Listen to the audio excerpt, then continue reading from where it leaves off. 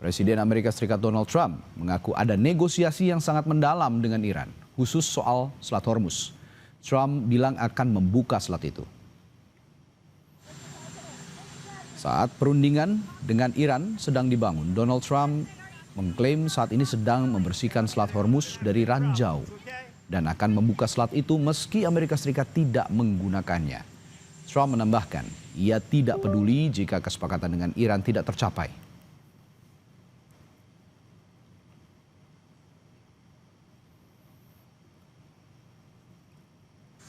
They've dropped a couple of water mines. You call them water mines in the boat. We've defeated all of their water boats too. Their Navy has gone 158 ships. They have 28 water droppers, mine droppers they call them. All of them are sunk. They probably have a couple of mines in the water. We have mine sweepers out there. We're sweeping the strait. In addition to that, we're negotiating whether we make a deal or not, makes no difference to me. And now all we do is we'll open up the strait even though we don't use it, because we have a lot of other countries in the world that do use it that are either afraid or weak or cheap. Sementara Iran melalui anggota parlemennya menegaskan persoalan di Hormuz tidak dapat diselesaikan melalui negosiasi. Sebab Selat Hormuz diakui sebagai jalur perairan milik Republik Islam Iran.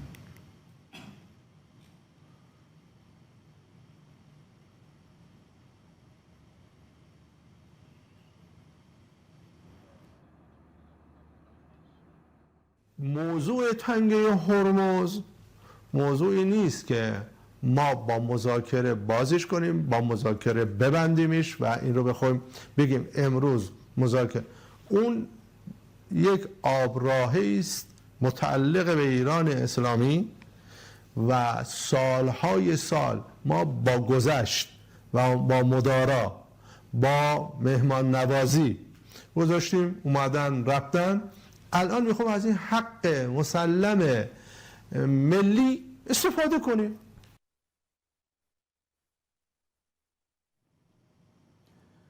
Duta Besar Iran untuk Indonesia Muhammad Barojerdi menjelaskan soal dua kapal Pertamina yang masih berada di Selat Hormuz. Barojerdi bilang, keadaan di Laut Persia dan Selat Hormuz saat ini sedang tidak baik-baik saja, sehingga pihak Iran menerapkan protokol untuk setiap kapal yang melintas. Sehingga tiap kapal yang akan melintas harus menerapkan protokol perang dan berkomunikasi dengan pihak penjaga keamanan.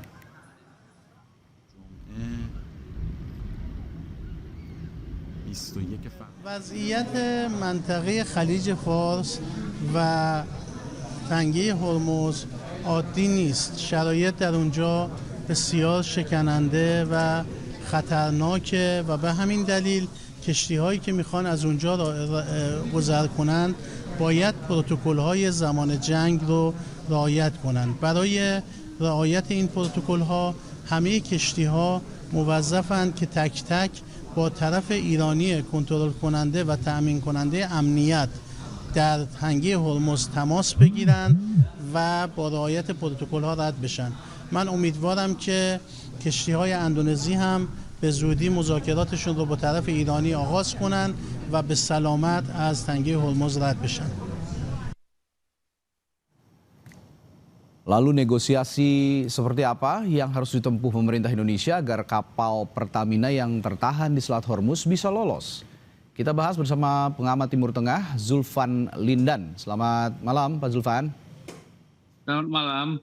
Ya, Pak Zulfan, kita ketahui tadi Dubes Iran untuk Indonesia bilang ada protokol perang di Hormuz dan silakan saja bernegosiasi, komunikasi atau negosiasi seperti apa jadi kalau yang yang harus dilakukan oleh pemerintah Indonesia agar bisa meluluhkan Iran dalam hal ini untuk bisa memberikan lintasan bagi dua kapal Pertamina yang masih tersendat di Selat Hormuz, Pak Zulfan.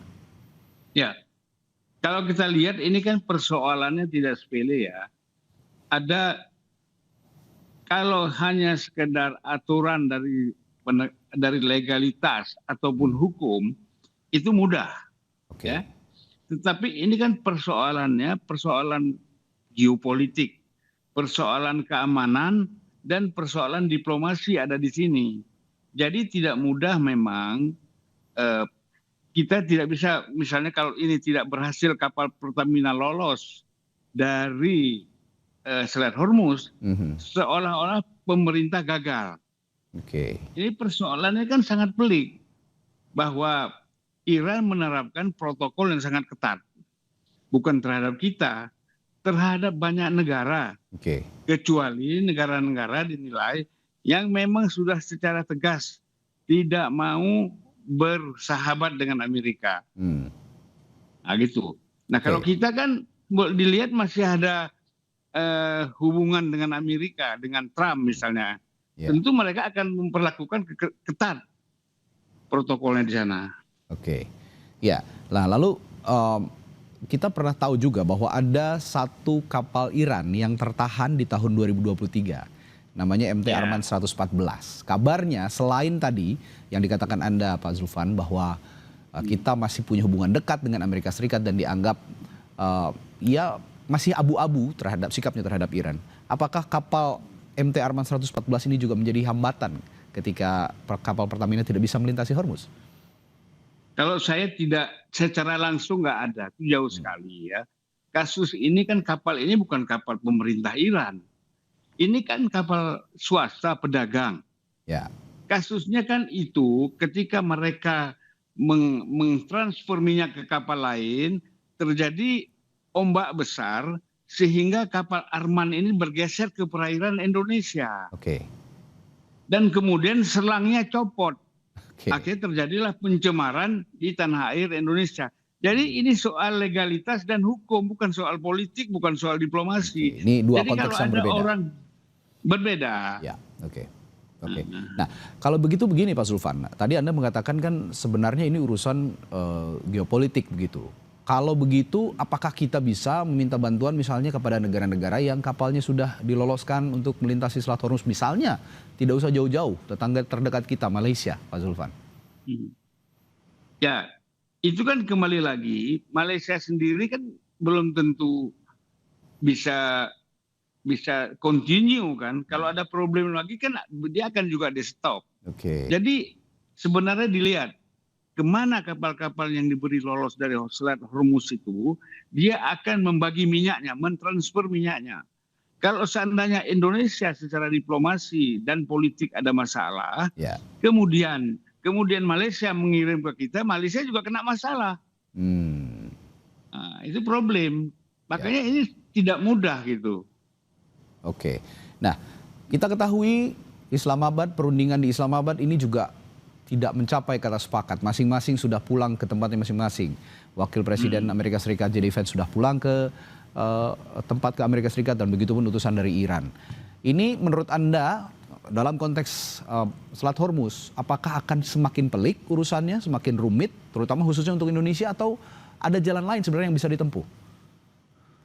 Sebenarnya pasti pemerintah Iran itu tidak main-main soal Selat Hormuz ini. Oke. Karena itu pesan dari Rahbar atau Said Ali Khamenei sebelum meninggal. Sebelum terbunuh oleh Trump, dia sudah wanti-wanti ini Selat Hormuz harus dijaga ketat. Oke. Ini adalah senjata bagi Iran. Ya, jadi satu kekuatan senjata yang harus dipergunakan. Nah, jadi kalau misalnya pemerintah Iran sekarang berani, katakanlah tanpa alasan apapun ya, karena ketakutan sama Amerika, takut sama Israel, takut sama negara-negara lain, itu dia dipersalahkan, gitu loh. Oke. Karena, Ya, silakan Pak Zulfan. ya, karena dalam prinsipnya eksekutif di Iran, termasuk presiden, kalau bertentangan dengan yang disebut dengan Rahbar itu adalah Ayatullah itu, maka mereka dianggap bersalah, gitu loh. Oke. Ini keputusan ini final. Ya, oke. Di meja perundingan, ini pertanyaan terakhir untuk Anda Pak Zulfan. Di meja perundingan kemarin ternyata tapi Iran itu tidak mau lagi membahas soal Hormuz dalam praktik negosiasi di meja perundingan. Nah, apakah ini tandanya akan sama sekali menutup negara-negara yang dianggap berseberangan dengan Iran, yang kita tahu bahwa Iran sendiri sebelumnya pernah bilang bahwa Selat Hormuz itu sebenarnya tidak pernah ditutup hanya untuk musuh-musuh Iran. Bagaimana Anda menanggapi hal ini?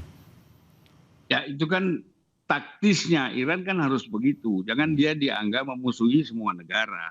Ya. Negara-negara yang memang tidak bersahabat dengan Amerika, tidak mendukung Amerika dan Israel, ya dipersilahkan lewat.